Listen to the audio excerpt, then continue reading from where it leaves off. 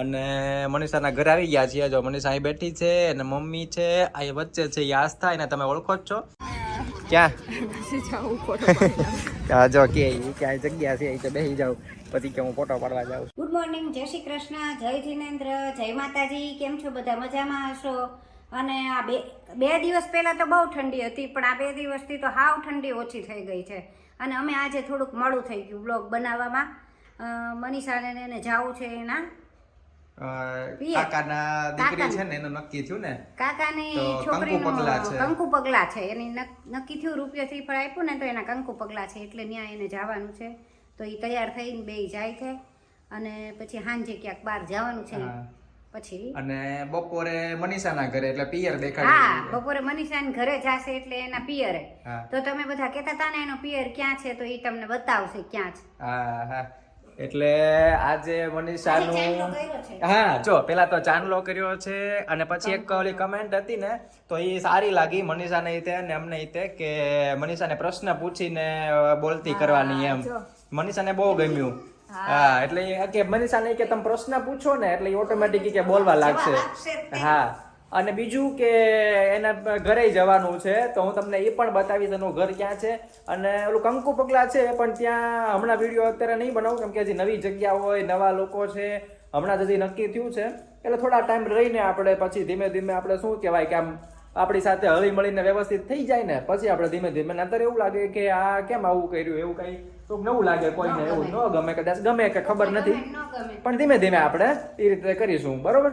એટલે કંકુ પગલાનું તો કદાચ પોસિબલ થશે તો થોડો ઘણો ક્લિપ લઈ લઈશ અને બાકી અત્યારે મનીષાને ત્યાં જશું અને સાંજે ક્યાંક બહાર જશું તો એ આપણે જવાનું છે. બરોબર? તો અમે નીકળીએ.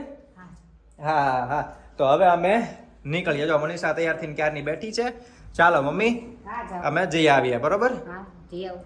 તો મનીષાને ત્યાં પહોંચી ગયા અને કંકુ પગલામાં જઈ આવ્યા. સરસ મજાનું થઈ ગયું એ પણ ત્યાં થોડોક માણસો હોય એટલે હજી નવા માણસો હોય એટલે આપણને એમ થયું કે ત્યાં હમણાં નથી કરવું, પછી ધીમે ધીમે ત્યાં કરશું આપણે વિડીયો.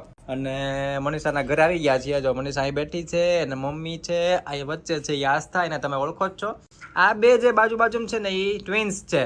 એ આસ્થાના મોટા ભાઈ છે ને, આપણે શું કહેવાય, મોટા પપ્પાના દીકરા નહીં, આ બે દીકરીઓ છે, ટ્વિન્સ છે.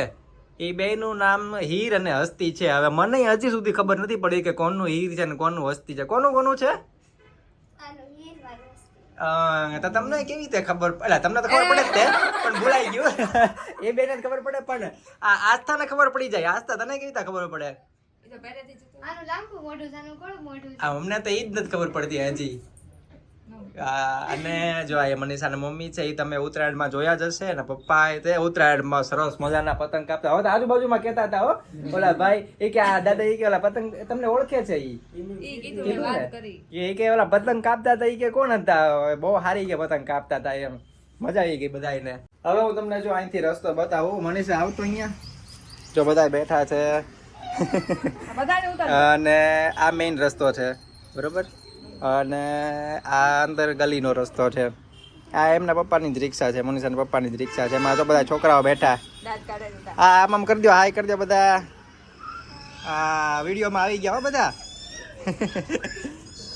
જો એક નાનો બાબો આવી ગયો ઈ તો આવી ગયો. બધાની મજા આવી ગઈ. હવે આ પેઇન્ટિંગ જુઓ, આ મનીષાએ કરી દીધું હતું. કોઈ નહોતું ને ઘરે તો એ દોર નાખ્યું એને. હા, પછી આવીને બધા જોયું, પછી મારી ધોઈ નાખી.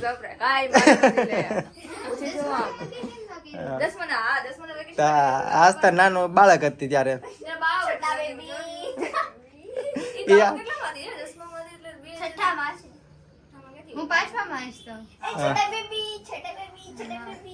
બે ચોટલી લઈને જતી હોય ને સ્કૂલે એવી રીતે. અને જો અહીંયા અંદર ઉભા રહ્યો 2 મિનિટ પછી તમે તૈયારી કરી લેજો. જો આ બીજો રૂમ આખો અને અહીંયા રસોડું. આ મનીષાનું ઘર. હા, મનીષાની હોમ ટૂર ઘરની. બરોબર? અરે હા, જો ફોટા તો બતાવો. હાથ જીતે કીધું હો. આ હીર કે હસ્તી? હીર. હીરા કીધું બતાવ તો કોણ કોણ છે આમાં આસ્થા આ મનીષા નાની બેન આ કોણ છે આ મનીષા છે આસ્થા છે ઠીક આમાં છે આ મનીષા આ આસ્થા આ મોટા ભાઈ ને એ બધાય છે એટલે કે આ દોસ્ત આશીષ છે ઠીક આ કાકા ના દીકરો દીકરી અને આસ્થા અને મનીષા અને આ સ્કૂલ નો ફોટો જો કેમ પણ આ તે લગાડ્યું મારી જાતે કરેલું છે હા ઈ બધું આખું મેં જ કર્યું હતું હા અને આ પાછું આસ્થા એ પેઇન્ટિંગ કરેલું છે એનો પેઇન્ટિંગ નો બહુ શોખ હા તડકો બહુ વધારે લાગ્યો અને ખબર નહીં અચાનક જ આજથી તડકો વધી ગયો છે એમ અને જો મમ્મી ને શિવેન બાર છે ને ઓલા વટાણા ફોલે છે અને મનીષા તે કપડાં બદલાવીને તરત બેહી ગઈ કે બહુ ગરમી થઈ ગઈ આજે એમ એટલે બેહી ગઈ તે ચાલો હું તે ફોલાવા માંડું શિવેન ને બહુ શોખ આ વટાણા ફોલાવાનો કેટલું લાગે આ રવિવાર હશે ને તો કેટલું શાક લઈ આવ્યા બધું સુધારવાનું વટાણા મેથી હળદર પછી ઓલા ગાજર મરચાંનું હજી અથાણું કરવું છે પછી ચોળી છે સુધારવાની કેટલું છે ટાઈમ બગાડવાના શાકભાજી આવી ગયા. ટાઈમ બગાડવાના શાકભાજી આવી ગયા જો લે તો તું હું કેમ પણ કરાવે છો તને બહુ શોખ છે પાછો ઈ ખાલી વાતો હવે એમ કાઢીને દે.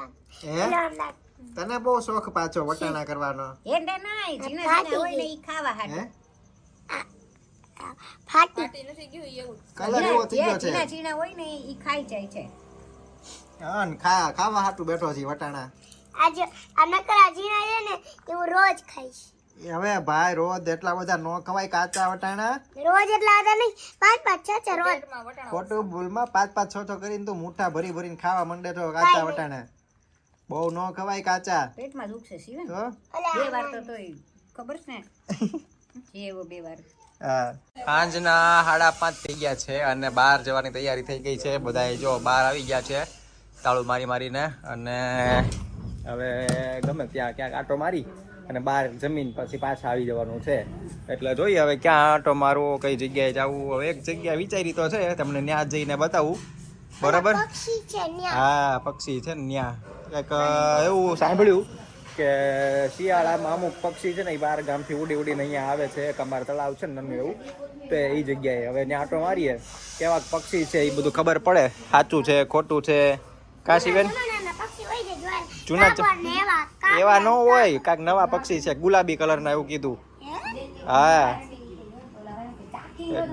ગુલાબી કલરના કે મોટા મોટા પક્ષી છે ઉડી ઉડીને આવ્યા છે એમ આગેથી આ કે 3-4 હજાર કિલોમીટર કે આગેથી આવ્યા છે એવું કે છે બધા ફોરેનથી આવ્યા છે આપણે અહીં આ વખતે 3-4 હજાર કિલોમીટર ઉડી ઉડીને એમ ઉડી ઉડીને આવ્યા છે બહારથી આવ્યા છે 4-5 જાતના ફોરેન થી ન હોય હાવ એટલું બધું ન હોય પછી હાવ પછી તો એ તો બહુ મોટું થઈ ગયું હા ફોરેનથી જ આવ્યા છે ત્યાં બહુ ઠંડી છે ને એટલા માટે ત્યાંથી અહીં આવ્યા છે કેટલા કિલોમીટર દૂર કાપીને અંતર કાપીને એટલું બધું ગોળા મારતા લાગે એવું લાગે ચાલો હવે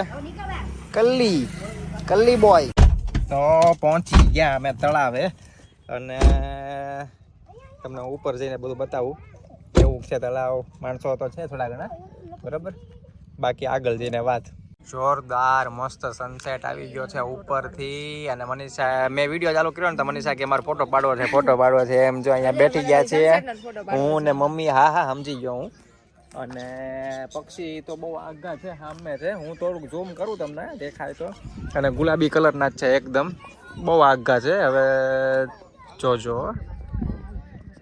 એ હા જો ત્યાં એ બધા છે દેખાય ને એ બધા ગુલાબી કલરના છે ને ઝાઝા બધા આવ્યા છે ત્યાં પક્ષી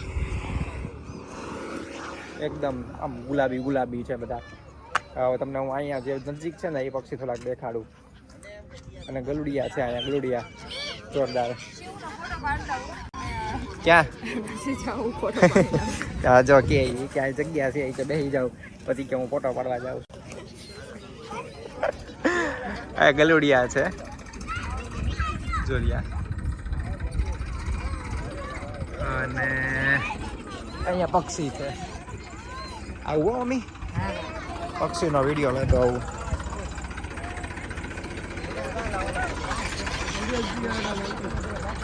જો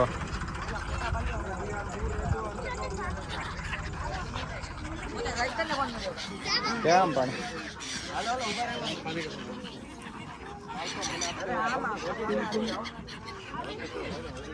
મસ્ત જોરદાર. તળાવેથી સીધા અમે આવી ગયા ઢોસા ખાવા માટે અને અલગ અલગ ઢોસા આપ્યા છે, ઓર્ડર આપ્યો છે.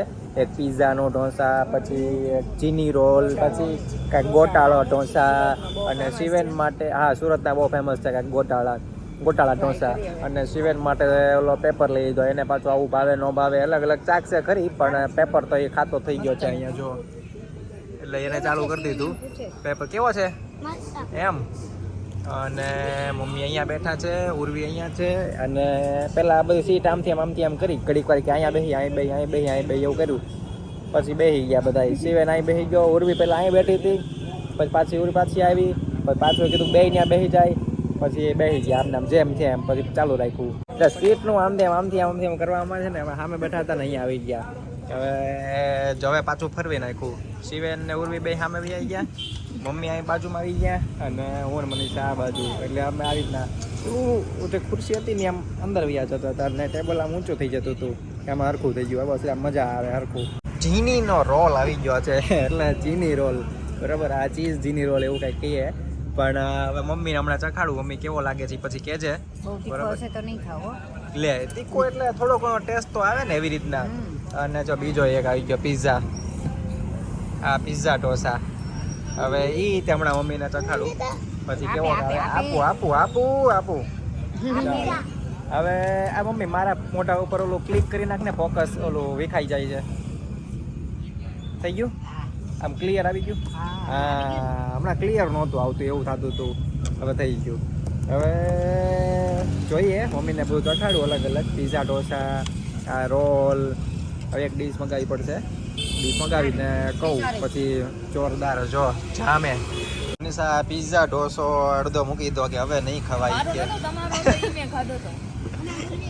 એટલે એને ઉર્વી મૂકી દીધો કે અને મગાવ્યા તો એને જ થઈ કે એક ડીશ હતી કે પિઝા ને મગાવો ને બધા જો મૂકી દીધા. કેવા લાગ્યા મમ્મી?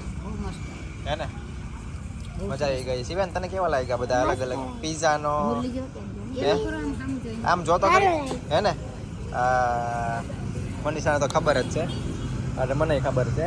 બહુ સરસ મજાના જોરદાર આવે છે અલગ અલગ. એ પાછું ચૂલે છે, આ ચૂલે બનાવેલા ઢોસા મસ્ત આવે.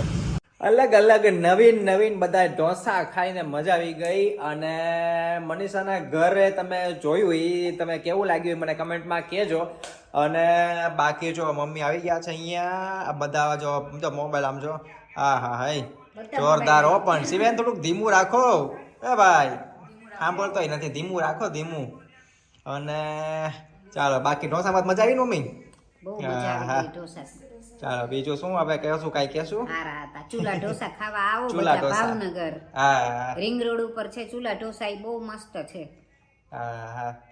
અને મનીષાને હવે આપણે પ્રશ્ન પૂછીને કાંઈક કહેવાનું, એટલે જવાબ આપે મનીષા બરાબર. હવે પ્રશ્ન આપણે શું પૂછશું મનીષાને, તો એ બોલતી થઈ જાય એવી રીતે. મને કાંઈ પ્રશ્ન યાદ નથી આવતો, એટલે તું પ્રશ્ન કરીશ. ઠીક હારું હાલો. કેવા લાગ્યા ઢોસા તને? તે પણ ખાધેલા છે પછી તોય તને પૂછું. હાલો કેવા લાગ્યા? મેં ખાધેલા છે. આ લોકોને તો હાલો નહીં ખબર ગોટાળો હતી. આજ ખાધો એ કેવો લાગ્યો? સારો લાગ્યો. ચીઝ જેવો આમ ટેસ્ટ આવતો હતો ને એટલે ભાવ્યો મને તો. એ પહેલી વાર ખાધો. પણ મમ્મીને એને ઓછો એને નો ભાવ્યો મમ્મીને ગોટાળો. ચીઝ તો આવે ને તો એટલે તો થાય, નતર કાંઈ નહીં. એ તો હવે મને કે આપણને ખબર હોય, મને થોડી ખબર હોય, તમને થોડી ઘણી તમને ખબર હોય બનતો કેવી રીતના હોય. મને તો હાવ ન ખબર હોય. બોલો મને પૂછે કે કેવી રીતના બનતો હોય છે. આપણને ખબર નથી, કોઈ દી બનાવ્યો નથી. હા ચાલો મમ્મી હવે નવા બ્લોગમાં. ચાલો જય શ્રી કૃષ્ણ, જય જીનેન્દ્ર, જય માતાજી, ગુડ નાઇટ બધાને. મળશું હવે નવા બ્લોગમાં. હા ચાલો બ્લોગમાં તમને મજા આવી ગઈ હોય તો લાઈક કરજો, શેર કરજો અને સબસ્ક્રાઇબ ન કર્યું તો સબસ્ક્રાઇબ કરી દેજો. અને નવા બ્લોગમાં મળીએ ત્યાં સુધી બાય બાય. જય માતાજી, જય શ્રી કૃષ્ણ, આવજો, બાય બાય.